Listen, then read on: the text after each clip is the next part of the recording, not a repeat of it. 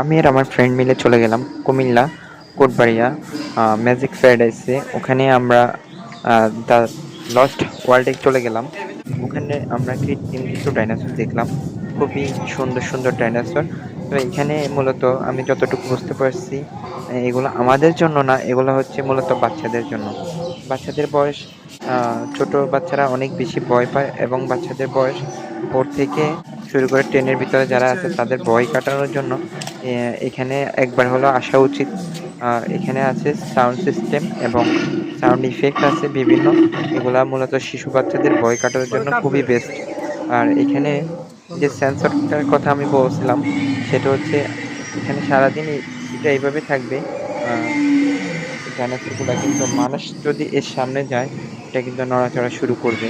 এই যে হাত পা থেকে পুরো বডি নড়াচড়া শুরু করতেছে, এটা হচ্ছে মূলত সেন্সর সিস্টেম। আর সাউন্ড